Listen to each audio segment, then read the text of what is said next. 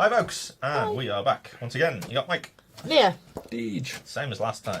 Okay. Just swap clothes. Yeah, should have. Yeah, okay, so we had a look at No Russian and kind of the pacing in No Russian last time. Today we're going to have a look at beat charts. So I'm going to use our old friend the UAC mission from Doom 2016. Yes, so good slide this is. Yeah, we love this slide. We were just. He just looks really happy. The one that Mike's He's just happy to be there, isn't he? Yeah. He's just Hi guys, let me do. I suppose he's happy he's not being shot with a shotgun. I suppose. Yeah. There we go. Good times. Okay, so we had a look at narrative theory in the last vid, and how that can inform our pacing graph in terms of kind of narrative ups and downs. So in a lot of, especially old games, you had a lot of kind of cutscene games and things like that. So Final Fantasy VII for the epic, non-skippable cutscenes that go on forever. Yes.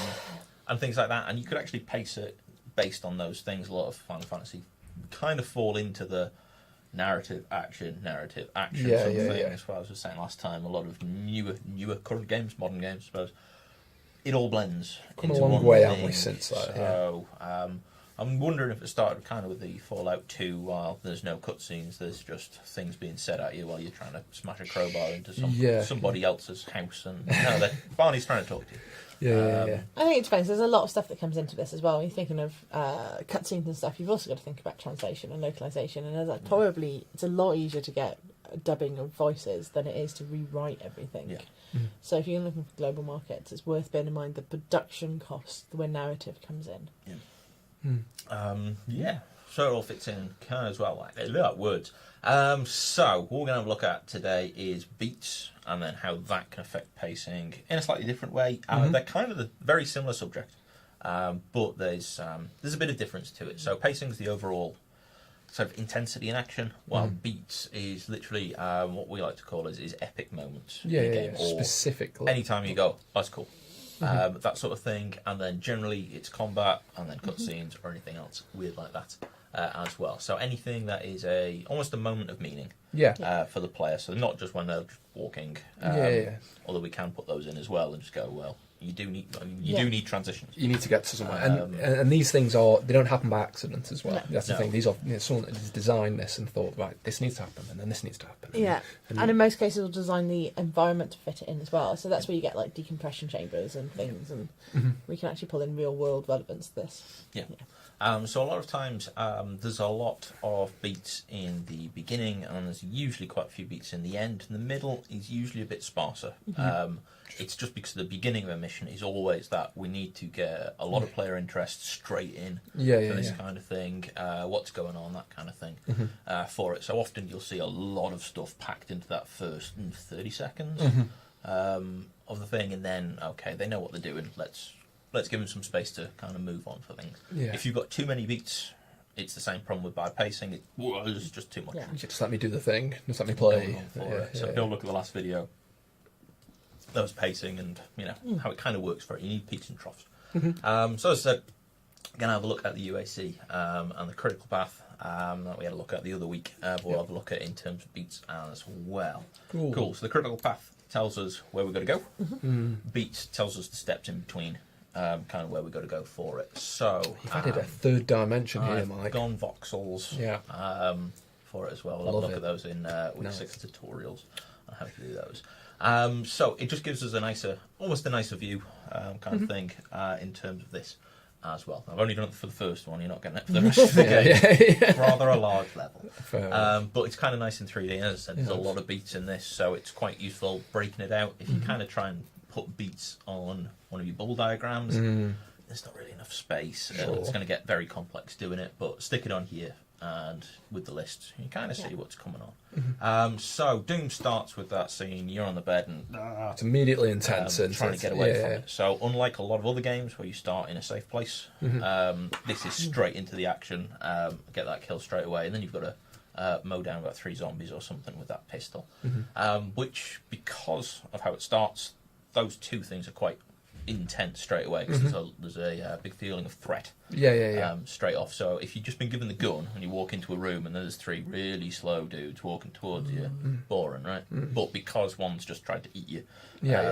you've got that a lot more danger going on straight away there. So I'm separating stuff out. Bottom corner. Grey things. I've put one there because it's not.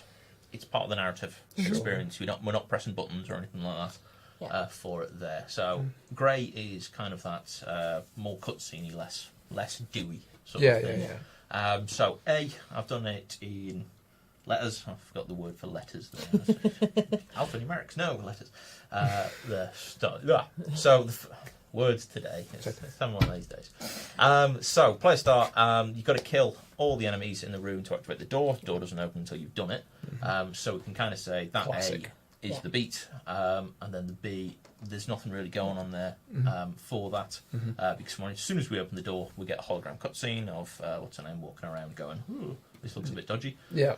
So again, we're not doing anything, but we're experiencing a bit of narrative, which again is quite. It gives you as a player a chance to pause. Yeah, it does. And it's also worth remembering that you might not complete that the first time.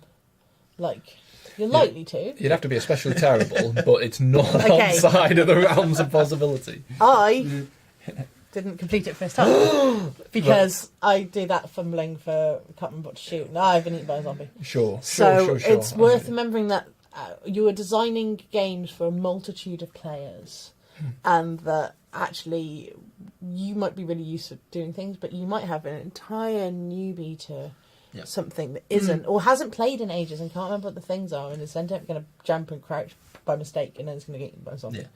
So, that's often why you have those pauses, because if you do just get through it, especially by the skin of your teeth, you as a player have had to correct your time, but you kind of need that chance to breathe. Yeah. Cool. And it also kind of fills the ramp coming down. We'll have a look at the pace for it as well. So, scene D is basically you pick the suit up. There's, again, another massive, weirdly flashy cutscene. We're not doing anything. There's just tons of horrible demon stuff popping up in front of you. D, a locked door, which unlocks when you get the suit. So a lot of games use this lock mechanism. It's basically called gating. When we come to it, gating. You've got to do things are gated until you finish something else. For it as well. Cool. So we move on around the corridor. Then we actually get into what probably say is the actual game combat. For the first proper time, where we get the glory kill tutorials, and all the enemies are really easy, facing the wrong way. They're on death's door, aren't they? All the glory kill things fall. Cool, we followed that off again with a shotgun, which again is not a beat thing. It's you've got to pick it up, and then the door opens, and then we get that imp cutscene again, which is quite interesting. The only cutscene for an enemy in the game, it's other true. than the bosses, which is very odd. One shot kills, there we go. Which is kind of why that's in the blue, because it's literally you've got a shotgun, you fire it, this is powerful, this is fun. It's awesome. So which is why that's kind of there. The next bit's the gore nest, which is the central bit in the room, so you can see this has got much longer in length. Again, kind of got to scale these how long it's generally going to take. What we'd probably say is a player of average skill. To what your very core target is aiming at. So the target of Doom is people who've played Doom games before.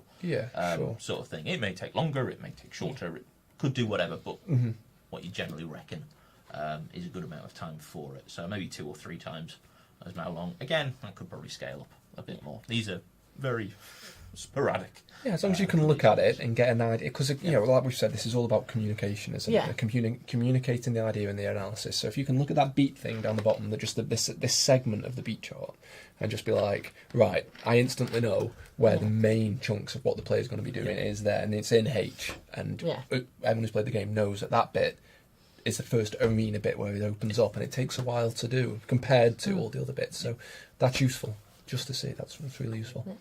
Okay, so after you've done that, the door on I unlocks, again, gates, and then we have the elevator act up, which is literally Doom guy pressing the button, and then you get yet another narrative thing into it. And this kind of ends the beginning phase of this mission as well, and then we kind of move on to the middle bit. So it's very literally segmented, kind of that way. You'll find a lot of levels that just keep going onto it, but this is literally Doom, and then you get the title screen, and it's wicked music. Yeah. Dun dun dun dun dun dun dun dun.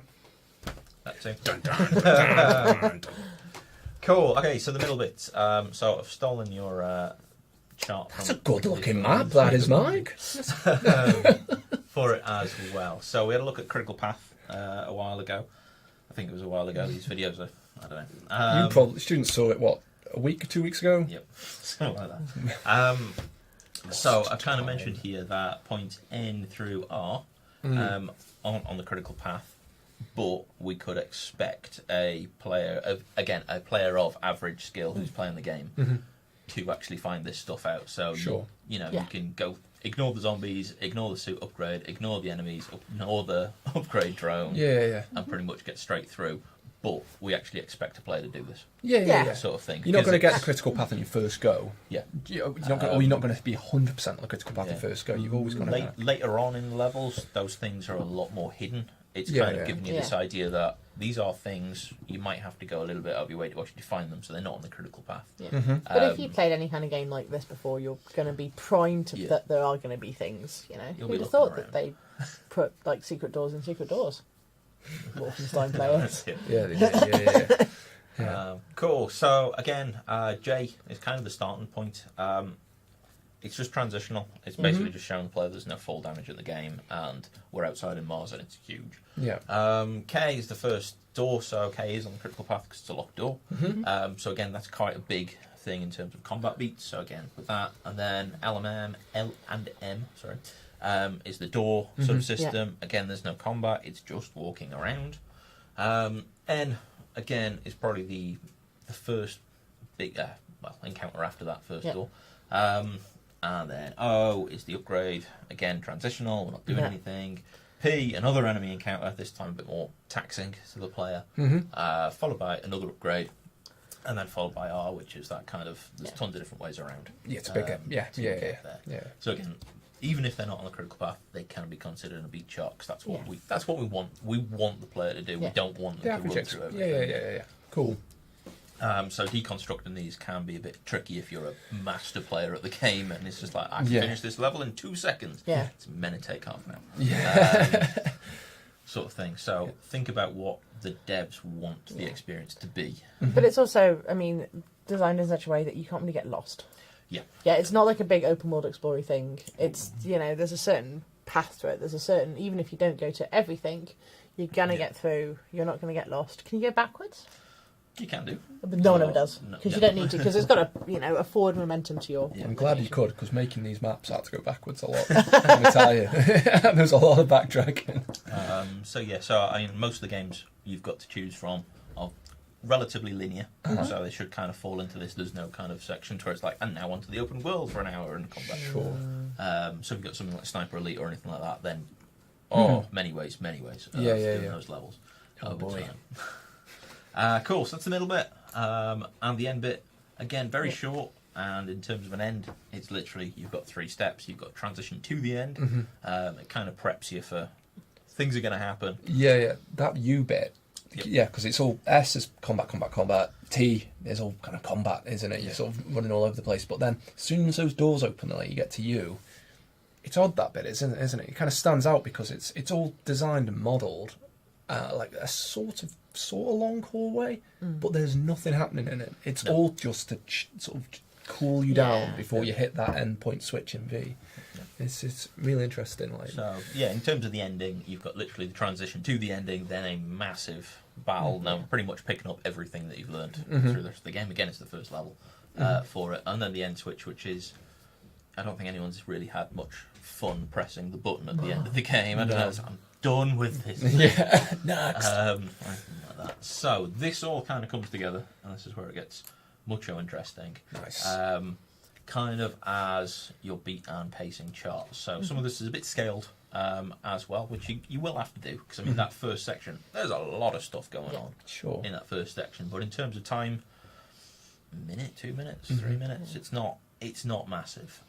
If you can start putting times to these things, that's actually really useful. When you can kind of come and look things, so your game ends up being half an hour long, it's kind of like, right, we need to cut 10 minutes of action out. What could we get rid of in this level? Sure.